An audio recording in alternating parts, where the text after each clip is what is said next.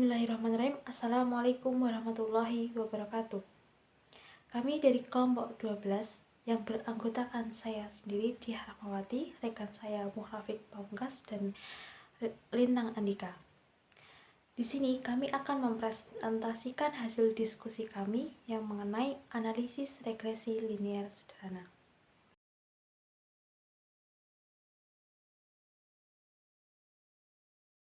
Ya, langsung saja. Untuk yang pertama yaitu mengenai analisis regresi. Analisis regresi merupakan metode analisis yang digunakan untuk melihat hubungan ketergantungan antara variabel terikat dependen dengan variabel bebas independen. Analisis regresi meliputi beberapa variasi seperti regresi linier sederhana, regresi linier ganda, dan regresi non-linier. Kami dari kelompok 12 hanya khusus mendiskusikan mengenai analisis regresi linier sederhana.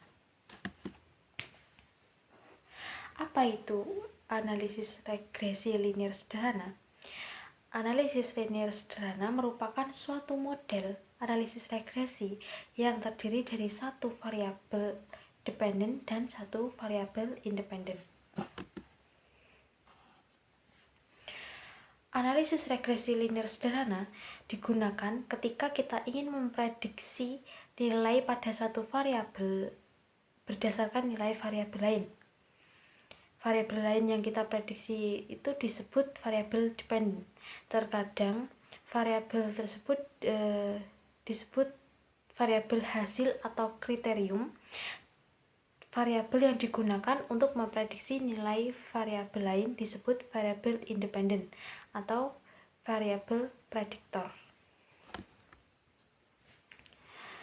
Ada beberapa asumsi analisis linier sederhana. Untuk yang pertama yaitu kedua variabel harus diukur dan dari skala interval atau rasio. Jadi hal ini sama seperti korelasi Fashio. Yang kedua yaitu hubungan dua variabel linier. Yang ketiga independen observasi. Yang keempat tidak ada outlier yang signifikan. Yang kelima yaitu data terdistribusi normal.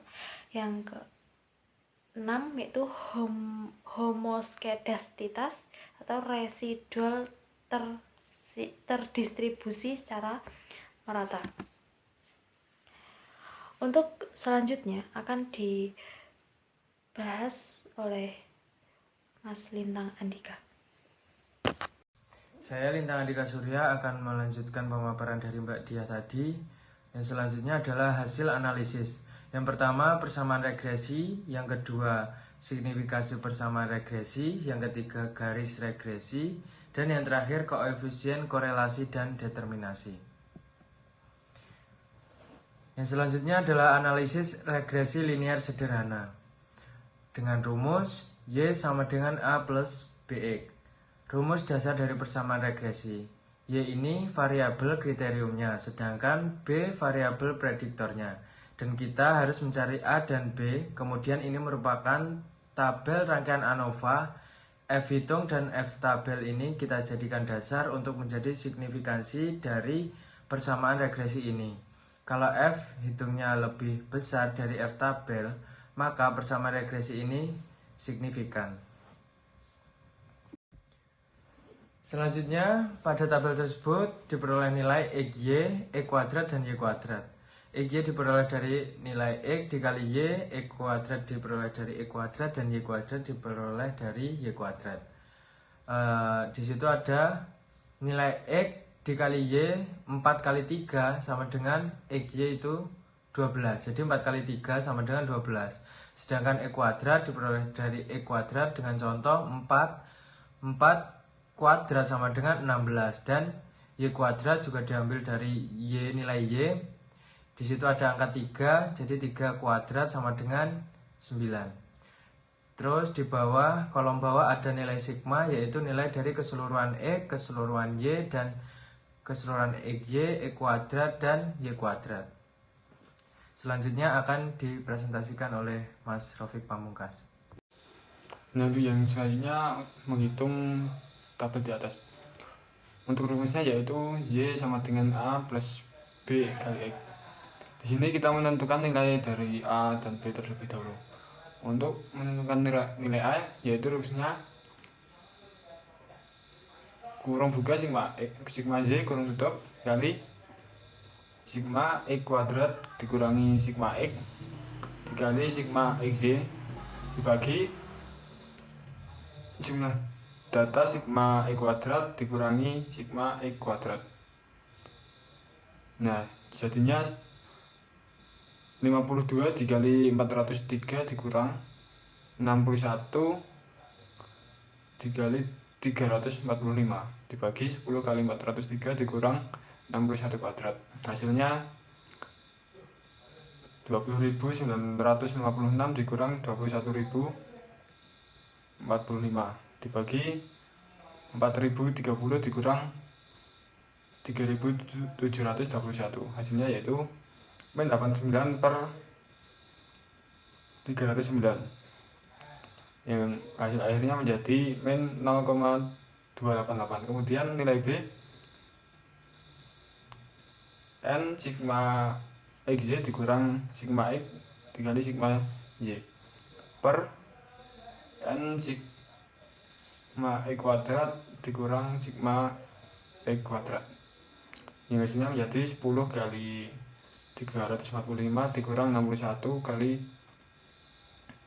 52 per 10 kali 403 dikurang 61 kuadrat, yaitu hasilnya 3.450 dikurang 3.172 per 430 dikurang 3.721, yang hasilnya 278 per 309, yang kemudian hasil akhirnya yaitu 0,899. Kemudian dari hasil di atas dimasukkan ke dalam rumus, yaitu Y sama dengan min 0,288 dikurang ditambah 0,899. Kemudian untuk menentukan nilai JKT yaitu sigma Y kuadrat dikurang sigma Y kuadrat per N, yang mana 298 dikurang 52 kuadrat per 10, yang hasil akhirnya yaitu 27,6. Kemudian untuk menentukan nilai JKR yaitu rumusnya B kali sigma XY min sigma X kali sigma Y per N sama dengan 0,899 dikali 345 dikurang 61 kali 52 per 10, yang hasil akhirnya yaitu 25,011. Kemudian untuk menentukan nilai JKG sama dengan JKT per dikurang JKR sama dengan 27,6 dikurang 25,011, yang hasilnya menjadi 2,589. Kemudian untuk menentukan nilai DBT yaitu rumusnya sama dengan N dikurang 1 sama dengan 10 dikurang 1 sama dengan 9. Untuk DBR yaitu nilai K.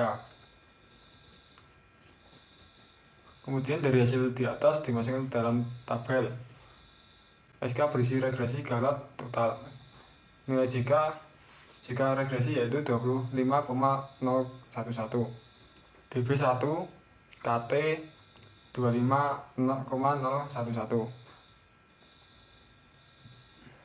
Nilai galat yaitu nilai JK 2,589, DB nya 8.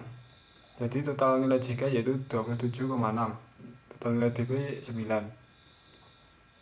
Kemudian untuk menentukan nilai KTR sama dengan JKR per DBR yaitu 25,011 per 1, hasilnya 25,011. Kemudian menentukan nilai KT galat rumusnya JKG per DBG, yaitu 2,589 per 8, hasilnya 0,324.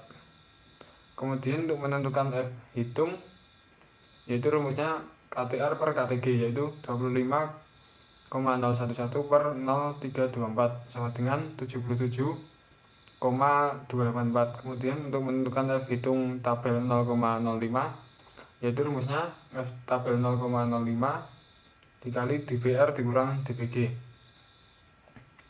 sama dengan F tabel 0,05 kali 1 bagi dikurang 8 dibagi 8, yang hasilnya 5,32. Kemudian untuk menentukan nilai dan tabel, yaitu nilai regresi XY sama dengan N sigma XY min sigma X kali sigma Y per akar N sigma X kuadrat min sigma X kuadrat dikali N sigma Y kuadrat dikurang sigma Y kuadrat. Untuk tabelnya berada di samping sebelah kiri pojok bawah. Mungkin cukup itu hasil diskusi dari kelompok 12 yang telah kami sampaikan. Apabila ada kurang lebihnya, kami mohon maaf sebesar-besarnya. Sekian, wallahu muwaffiq ila aqwamit thoriq. Wassalamualaikum warahmatullahi wabarakatuh.